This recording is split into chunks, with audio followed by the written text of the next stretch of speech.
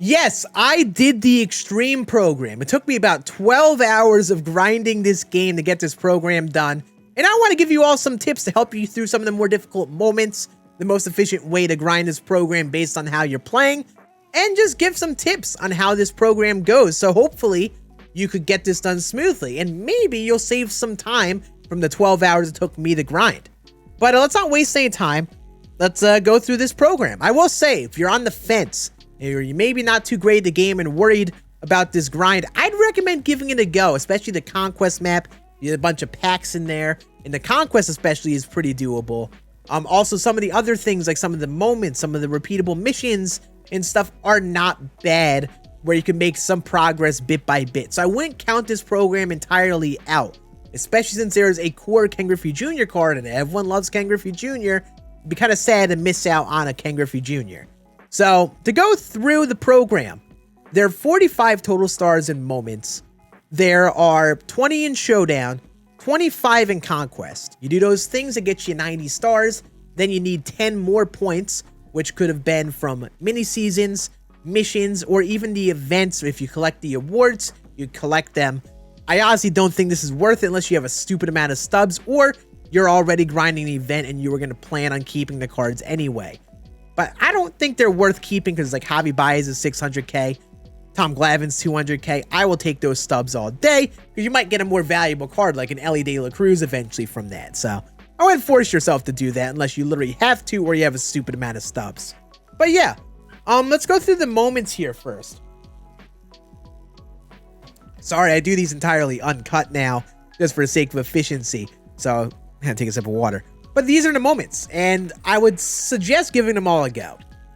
This is where I would start so you can get some ahead progress in the program, maybe get some cards like Cattell. And there's some moments that are a little bit more difficult, like the Shohei Ohtani, Adley Rutschman moments, because you got to get triples with them, along with these individual tasks like 4 hits and home runs and stuff, and it can be really tough. So if you can't complete a moment, don't worry too much. You could definitely skip a few of them and do something like mini seasons or something. But keep in mind, if you're going to skip out on a moment or two and whatever amount in here, the mini season grind is a little tougher than I expected, especially if you're going to try to play in Hall of Fame or Legend.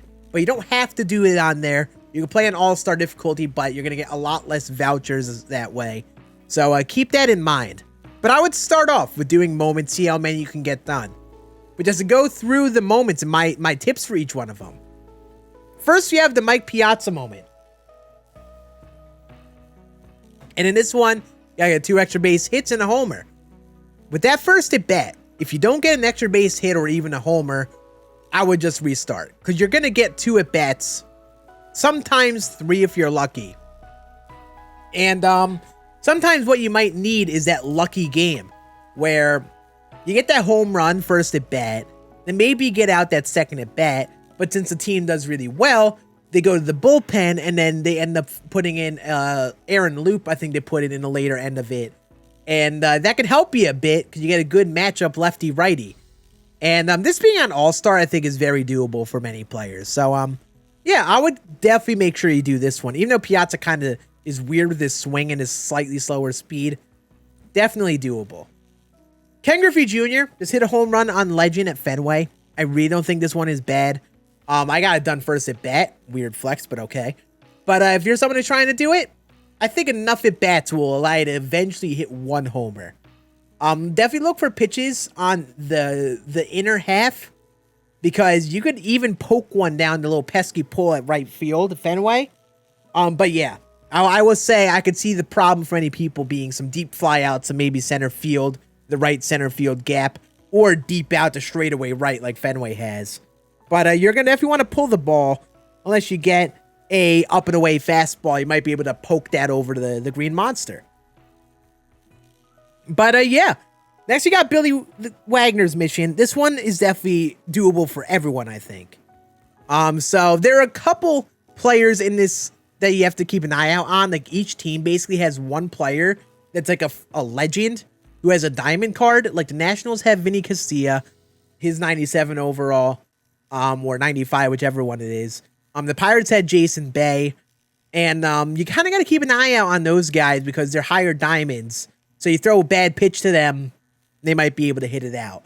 But definitely throw a lot of up and in fastballs to lefties and righties, down the way sliders to lefties, and the righties, you can go those sliders below the zone, almost like you would with a Randy Johnson. But also the changeup will help you a little bit. I didn't really like the curveball too much, but I wouldn't just not throw it. I would throw it here and there when you're really ahead of counts, because I find with the CPU, if you throw the same like 2 pitches, they'll kind of build up some sort of routine with that and eventually hit them. So you kind of got to throw all the pitches, sprinkle them in at least a bit. But definitely rely on the 4-seam and slider. Those are 2 pitches to help you get through this. Same thing for Matt Cain in his perfect game. 4-seam slider, get the job done versus both sides. Also sprinkle in that circle change down the way to lefties and righties to get some strikeouts. And if you're getting to that middle point of game, like after a couple innings, start throwing the curveball below the zone. Don't throw it in the zone ever, but mix it up below the zone. Especially when you're ahead of the count, you want to throw fastballs and sliders to get ahead of the at-bat so that you can start throwing curveballs below the zone, changeups below the zone. So you're not wasting any pitches, really. You're just getting ahead of the count and trying to get the CPU to swing outside the zone. Because early in the count, they probably aren't going to swing at those the same. So that's when you rely on the up and in fastballs and so on. And at this point, Kyle Tucker isn't supercharged. He was supercharged the first day. If you're trying to grind on Friday, might have been a little tough to get this done because you got to deal with him being supercharged. But for me, it really was not bad. There were just a couple of bats that got to 3-2. And I did get lucky on some hard hit balls in play, but I think anyone can get this done, even if it takes an attempt or two. This is another easy one. Ketel Marte. I think this one is very doable, especially if you aren't that great at the game. If you're going into this, first at bat, try to hit a home run. If you don't hit a home run, just restart and do that over and over and over again. At that point, you just got to go like 1 home run in 3 or 4 at bats, which I definitely don't think is bad. Just look for pitches on the inner half to hit, because you're not going to want to go Apo Taco. It's going to be a little tougher because, you know, you're dealing with the righty-lefty or lefty-righty matchup as a switch hitter. The best pitches will be center cut or like inner third, and you'll want to pull them and be on the earlier side. This one is pretty easy against the Jays, down 8-1. It's on all-star difficulty. I will say maybe a suggestion would be if you don't get like most of the runs scored by like the 8th inning, maybe restart just so you don't waste your time. But they'll eventually put in Jordan Romano in a save situation if you get to that point. Kevin Gossman, I think, is very hittable and could be your first chunk of runs because he's in the 6th. And especially if you have a lot of good left-handed batters, I would put a lot of them in this lineup. I don't even think you need a current season squad. And this one is definitely one I think people should do. I thought this one was pretty easy. And also, don't be afraid to constantly change your relievers. You could just pitch their 1 inning and you're good. Adley Rutschman's moment, not bad as well. I would say if you don't get up to like 12 bases by game 3, I would suggest restarting because I think 1 or 2 of the 4 games were a little tougher to hit in. I forgot if it was the stadium that I was playing at or whatever pitchers I was facing. But for me, I had a great game 1 and I got 2 home runs there. And that was a great start that carried me through the rest of it. So you might want to reset back in the main menu because it'll take you back here anyway if you don't hit 1 or 2 home runs in game 1. And at that point, you have a good head start. This one, again, isn't too bad. You're against Johnny Brito and the Yankees. You got to hit 3 home runs in a row. And no, you can't get on base with anyone. The second someone doesn't hit a home run, just restart the moment. For me, I first tried to use, I think, Babe Ruth, Shohei Ohtani, and Mickey Mantle. And I didn't love that bunch, especially Mickey Mantle. Like, I love Mickey Mantle's card. But I found in this scenario, having a good extreme pull type hitter was really nice. If you have like any extreme pull hitters with enough vision, like a Jock Peterson, I liked David Ortiz. He hit my 3rd home run. Any sort of lefty, doesn't even need to be a current set. Just put those 3 in the top of your lineup, especially ones that are good pull hitters. And if you don't know how to check tendencies, you could go into the game In the start menu where the player's name is on the bottom, you'll see if they're a pull, balanced, extreme pull. And I suggest the extreme pull guys like Jock Peterson. I used Jose Ramirez, Kyle Schwarber. Guys who are left-handed bats, because you just need to hit hard line drives to right field. If you could do that, you're good to go. And Johnny Brito especially will throw some center cut pitches and some fastballs you'll be able to pull well. And you need to just really rely on pulling the ball at Yankee Stadium, because I hit multiple perfect flyouts to center with 99 Shohei, and it was kind of driving me nuts. But yeah, that one also is not bad in my opinion. It took a little bit of time, but again, is definitely doable. This one, Adolis Garcia.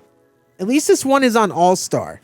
But again, I would be restarting if you don't get an extra base hit in your first at bat. I will say you definitely want to pull the ball. I know it's kind of redundant, but like you want to really focus, especially early count, on pitches inside, because that's where his power really comes from. You hit those line drives to right field, right center. They sometimes go right to the fielder or just don't really get hit as hard. Adolis kind of pulls the ball really well, and that's where you'll get that power for the extra base hits, especially at Texas, which could be a little tough to hit in. So definitely just restart if you don't get an extra base hit in that first at bat, and just look for inside pitches or center cut fastballs. You want to be in the earlier side of swings. Christopher Morel's one. I really didn't think this one was bad.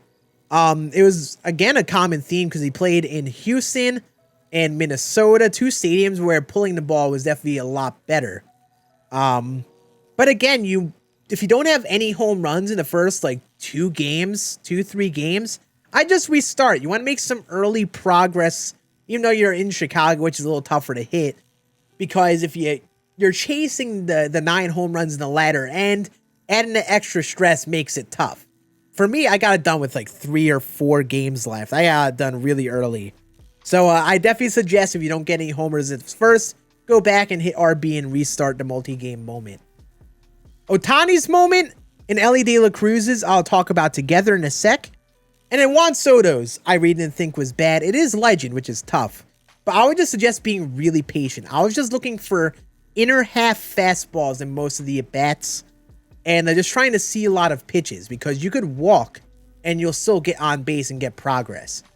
But again, if you don't get on base in that first at bat, definitely restart. And where the beauty of Soto is he hits the ball hard. He's a great hitter. A lot of people like his swing. But definitely just look for that inner half early count. If you get a pitch to hit, definitely go for it, because Soto's going to crush it even on Legend. But keep in mind, taking a walk is not a bad thing to do. So if you're someone who sucks on Legend or struggles a bit, take a lot of pitches, maybe contact swing, go into that contact first approach and try not to do too much, you know? But yeah, this one I didn't think was too bad as well. But the Elly De La Cruz and Ohtani ones were brutal. It's really weird because they're such good hitters. You have to try so hard out of your way to not hit a home run and hit a double for Elly and a triple for both. For Ohtani's moment, since you're in Baltimore, left field is your best friend to getting triples. When you get away fastballs, especially in those first couple of bats and you need that triple, definitely try to poke that to left field. If you could get it over Austin Hayes' head, I think he's the left fielder. Lots of times he'll dive or jump and miss it. And it's also really tough to go lefty-lefty on home runs or straightaway left. So I definitely give those swings a go. But also hard liners to right center will give you that triple. And for me, what helped was starting the PCI higher than I normally do. So now I'm not getting that upper 1/3 of it. I'm getting more of the center and lower half of the PCI so you can hit some line drives. I tried contact swinging as well for the triple. Didn't really love it because I hit a lot of deep flyouts on it. Wouldn't really suggest that for Ohtani. But definitely, in those first couple at bats, you want to have that triple and home run done. And trying to chase it is kind of sketchy.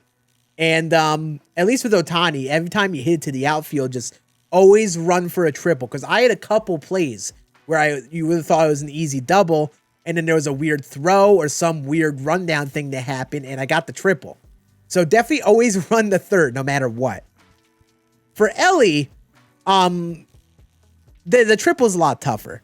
because Cincinnati's a lot easier to hit, and Ellie just hits nukes. So the home run, I almost find to be the easiest part of this. The double and the triple were tough. For me, a lot of times I'd go for the triple, and if I got out, it would count as a double, worst case scenario. And again, same thing with Ohtani. Left center field gap, right center field gap are going to give you the triples. Right center field tended to work a bit. Michael Harris had some weird plays where he reached or jumped out in center field and missed them, and it definitely helped. But again, same thing. You want to start at PCI a little higher so you hit the center part or the lower third part of the PCI so you get a triple on a hard liner. You want liners for the triple and double. And in the home run, you want to hit that top third like you almost normally would. But these ones could be tough. They're a bit of a time crunch. I could see people wanting to skip at least one of them because getting all 4 of those goals or 3 of those goals is really tough. Because skip any, I'd suggest skipping 1 or 2 of these.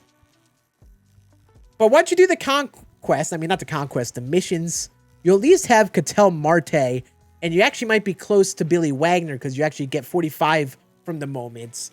And you actually, if you didn't skip too many, would have both of them. So at that point, you could hop on into the conquest, but I would suggest trying the showdown afterwards because there's nothing you can really do with any of those players in showdown.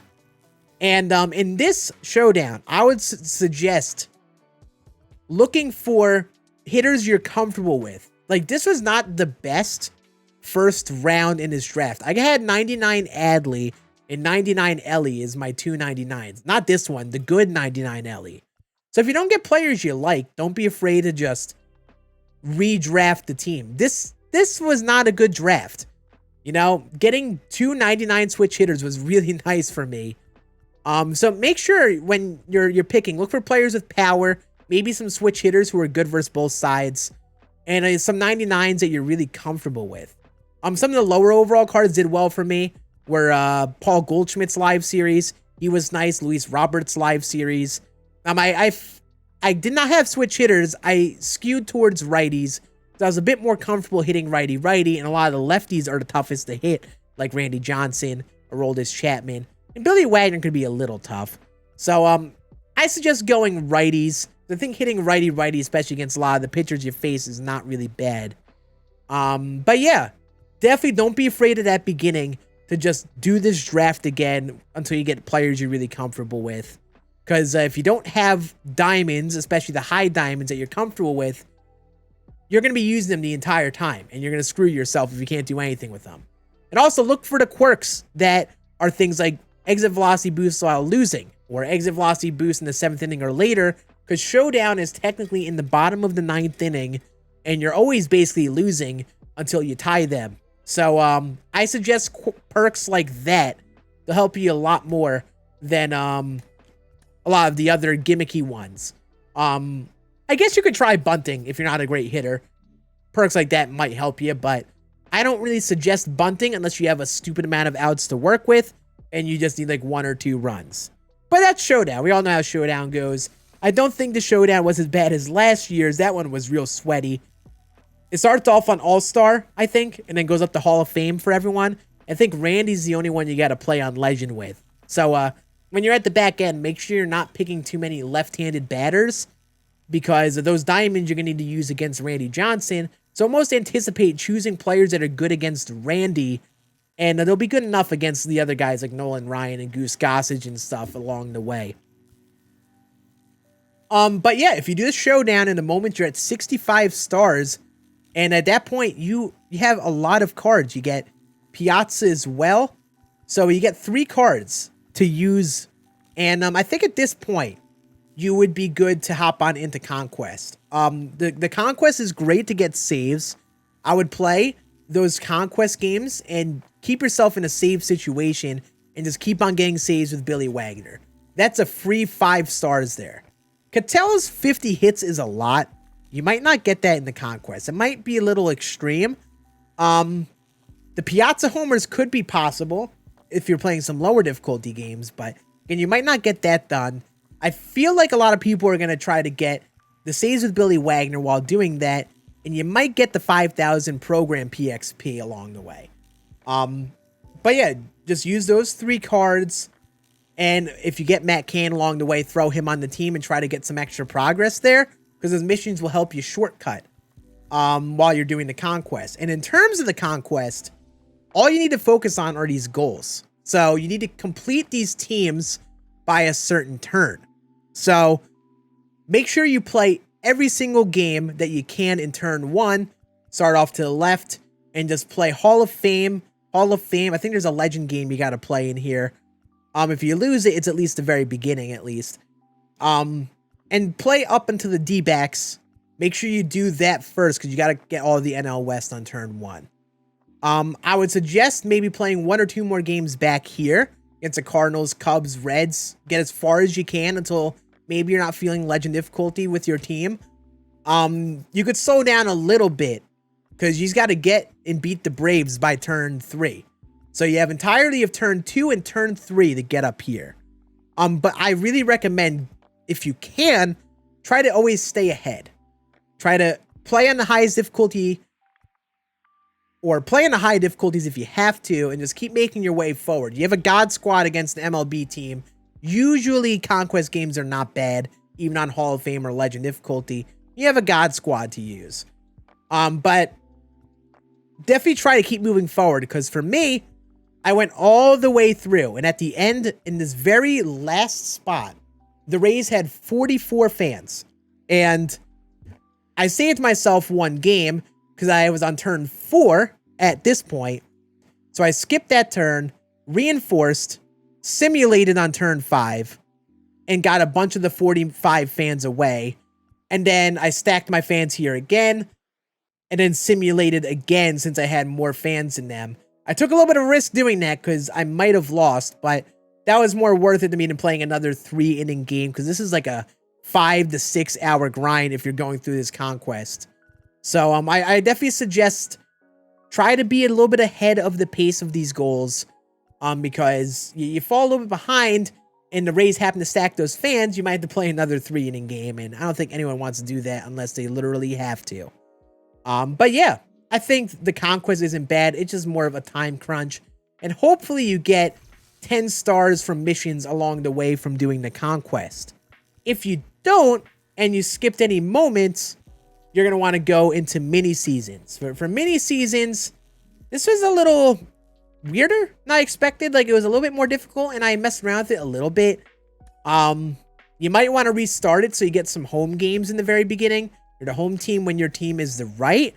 And if you are on a PS5 or Xbox Series X or S, you should download a custom stadium. I have a field called Bing Bong Stadium, or Moonshot Field, or whatchamacallit, Bing Bong Park. I have some stadiums on the vault, and a lot of people have some really small dimension stadiums. Like there's Costco that a lot of people play at. You can play at stadiums like that as the home team in mini seasons. So that'll help you with some of these goals. If you're good enough at the game and you want to make some quick progress, play on Legend. It's not hard to win on Legend, but I will say this Legend is different than, say, the Conquest and some of the other modes, because you're facing 99 overall God Squads on Legend. So you get 3 vouchers for 5 wins, and you could really force your hand at it and try to get those 5 wins. And especially if you're the home team, it's doable because you have the small stadiums on next gen, or current gen, my bad. But if you're someone who is struggling, I wouldn't force it. I would play on Hall of Fame or All-Star. If you did Hall of Fame, you only need to play 10 games to get 2 vouchers. If you play on All-Star, you have to play 15 to get 1 voucher. So you can play on All-Star, which is pretty doable, but you're going to be spending a lot more time to get 1 voucher. And I don't know if I suggest that. I would probably do Hall of Fame. If you're someone who's good at Legend, you could also really force your hand and try to play on Legend, get these 30 strikeouts. That'll help you get some extra vouchers. These are all from just making the playoffs and stuff. This will be really nice if you struggle in the high difficulties. Play All-Star and don't stress it. But if you're someone who is okay enough at Hall of Fame or Legend, definitely play in those difficulties because they'll be a lot quicker. Especially, if you play home games and stuff. Some of these other missions, like scoring 10 runs in a single game on Hall of Fame or higher, isn't bad. 60 total bases on All-Star higher definitely isn't bad. And it is not bad to get these. Also, these are two mystery missions. They don't give you any vouchers, but if you get a save on Legend and 3 home runs on Legend, you get some packs if that's something you want to do. But yeah, I really think if you're struggling really hard, do All-Star. It's going to take longer, way longer. If you're good enough at the game, try Hall of Fame and Legend. You never know what happens. And especially don't be afraid to try home games. If you did the program the way I suggested it, you don't need too many vouchers. 5 would be your goal to get 10 stars, but you're hopefully completing some of the player missions like Billy Wagner's saves, or maybe you're close to a mission with Mike Piazza and stuff, where you could do those missions instead of doing mini seasons. Because this was harder than I expected because you're playing God Squads. So only do that if you have to. And last but not least, while it is a thing, you could do the event. I'd only do it if you are planning on doing the event anyway, and you don't want to sell the awards. But I will say, I'm happy I didn't do this because Billy Wagner's 200k, Javi Baez, if I manage to get a 12-win run, is way more expensive, like 600k right now. That is great stubs. Like, these cards could give you Ellie De La Cruz. That's more worth it than just getting the 25 stars from here. I know time is something for a lot of people, but I only do these you have a stupid amount of stubs. And honestly, Bruce Sutter, paying 50k for 3 stars, not worth it. I'd honestly still sell him at 50k. You know, you could get the card later on in a rewind pack. So I wouldn't be worried about him too much. But yeah, that is your extreme program. I know this was a longer chat here, but this is a long program. A lot of different things going on here. And the beauty is there's a lot of different things you can do.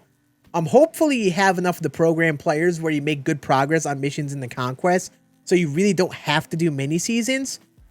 But mini seasons is definitely like the thing that evens the playing field, where if you're someone who wasn't thinking about doing it much at first and you like doing mini seasons, definitely play through that on All-Star difficulty if you are struggling in Hall of Fame and Legend, and just earn those vouchers bit by bit.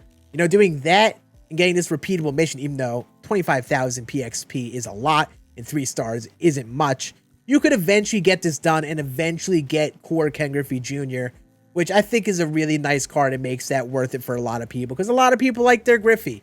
But yeah, that is it. Make sure you sub to the channel here for more MLB The Show tips.